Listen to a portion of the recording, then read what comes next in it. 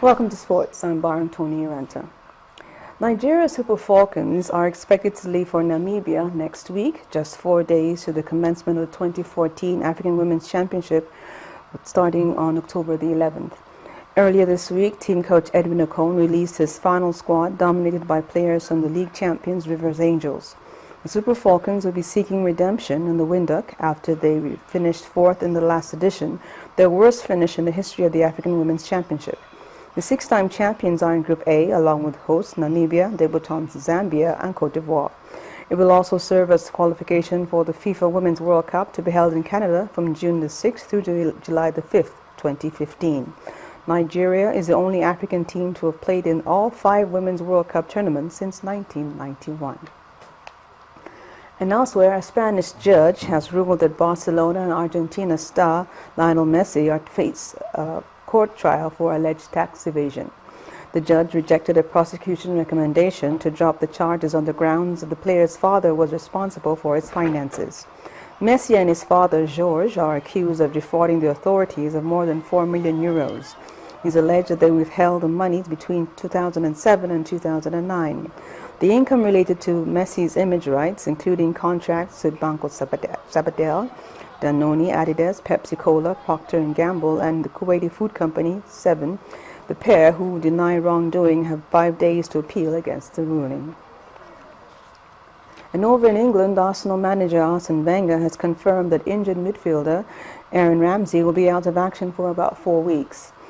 The Wales international sustained a hamstring injury during Arsenal's 1-1 draw with Tottenham Hotspurs in the Premier League last Saturday and missed Wednesday's 4-1 defeat of Galatasaray in the UEFA Champions League. Reports in the British media claim that Ramsey could be out for up to 2 months, but the Frenchman said the 23-year-old will be able to return at the beginning of November. If sidelined for 4 weeks, Ramsey will miss the league matches against Chelsea, Hull City, and Sunderland, as well as Champions League group game away to Anderlecht. He also stands to miss Wales' 2016 European Championship qualifying matches against Bosnia and Cyprus.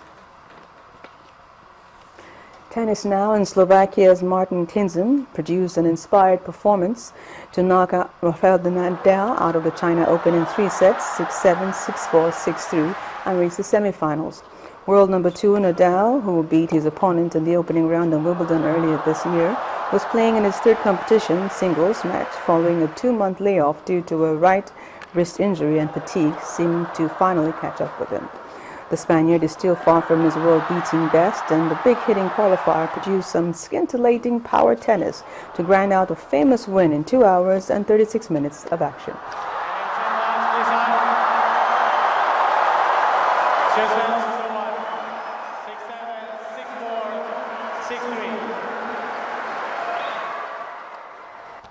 And that's it on Sports News for tonight. I'm Baron Tony Aranta. Bimbo, we'll be back with the back.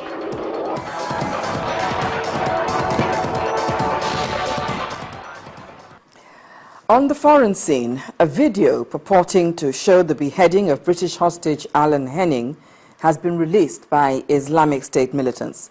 The Salford taxi driver was delivering aid to Syria in December when he was kidnapped and held hostage. Meanwhile, John Henry Cantley, a journalist held prisoner by ISIS since 2012, was spotted in a telecast by the group for the first time in almost 2 years. Cynthia Are has more details. It's indeed unfortunate, but the journalist was kidnapped back in 2012 in Syria and is being held by the Islamic State militants, and he's also appeared in 3 videos so far. Paul Catley said he felt great relief at seeing his son for the first time in 2 years, but also experienced despair and helplessness. His family has been trying to deliver an important message to the militants. The videos have all followed the same format, with Mr. Catley appearing sitting at a desk against a black backdrop to address the camera. Then heavy fighting is being reported between Kurdish militiamen and Islamic State militants advancing on the northern Syrian town of Kobani. Across the border in Turkey, there were explosions and smoke was seen rising from buildings hit by the shells. Also today, leaders of pro-democracy protest groups in Hong Kong have threatened to call off talks with the government after demonstrators were involved in scuffles with angry opponents. The supporters insist that the government must prevent organized attacks targeted at protesters. Finally, there have been more fierce clashes in eastern Ukraine where pro-Russian rebels are trying to recapture Donetsk airport. Heavy firing could be heard near the airport, strategically important for both sides in the conflict. A truce agreed in eastern Ukraine back on September the 5th looks increasingly fragile. And that's the foreign news wrap-up. It's back to you, Bimbo. Thank you, Cynthia. On entertainment news, it's a mixed bag of both the good and the bad. The nominees list of the 2014 Headies Awards is out, while the music industry records yet another loss. Let's join Mayowa Gundele for the details.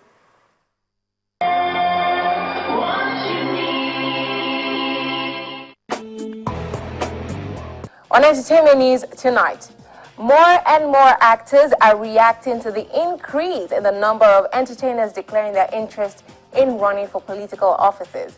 One of such is Segun Arinze, who says Nigerians should not react negatively to this trend, as the newly converted politicians have more to lose if they do not fulfill their mandate. The free world, they have a right to express themselves. They're Nigerians to start with, so they have a right to aspire to any office they want to aspire. See, I don't have anything against it. So long as you're focused, you're determined, and you have a blueprint of what you want to go do in there and do, go in there and do that. So let's stop thinking about, say, they're going there because they want to get, which money are they going to go and make there? They've made names on it, and I don't think anybody wants to go and soil his or her reputation there. So for me, it's okay. Fingers in Nigeria's music industry are crossed as the 2014 Headies Awards nominees list has been rolled out, and our eyes are on the next rated category. Singers Plateau Ranking, Runtown, Orezi, Scales and Yemi Alade will slug it out to be named winner at the event, which is slated to hold on 25th of October. Also, Davido's Aye Cases Pullover, Orisha Femi's Double Wahala, Dr. Sid's Surulere,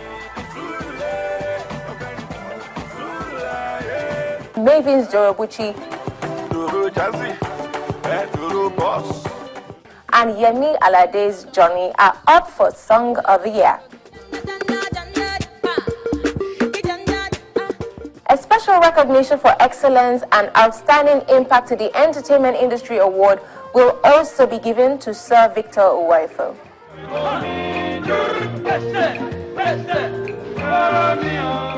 Gospel singers have been crying out about the challenges they face, top of which is a low returns on their investment.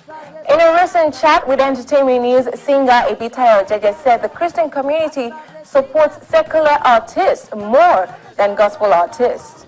We have found out over the years that it is the same church people that help some of the secular guys who sponsor them. You find out that that's what happens. If a secular guy is having a concert today and it says it's 10,000 naira ticket, you find out that the same church people would not mind paying 10,000 naira to go and watch, a secular guy sing. But if you ask them to come and watch Ibitayo for 10,000 naira, they will say, Shebi is gospel. We have not so good news in the gospel music circle, as Taiwo Oshadipe, one of the singing Oshadipe duo, passed away in the early hours of Friday morning. The duo's publicist, who confirmed the news to Entertainment News, did not, however, disclose the cause of death. On the foreign scene, Top Gear presenter Jeremy Clarkson and his production team have been forced to leave Argentina amid protests over the use of a car number plate which appear to refer to the Falklands War. Motoring show Top Gear is the world's most widely watched factual TV program. The show's incredible audience covers 212 territories around the world. And that's it on Entertainment News. Let's head back for the main news.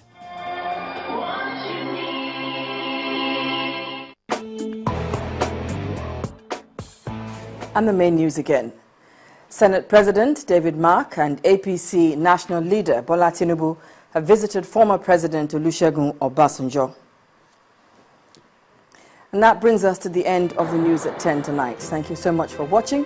Do keep a date again tomorrow. Have a lovely holiday. I'm Bimbo Oloede. Bye for now.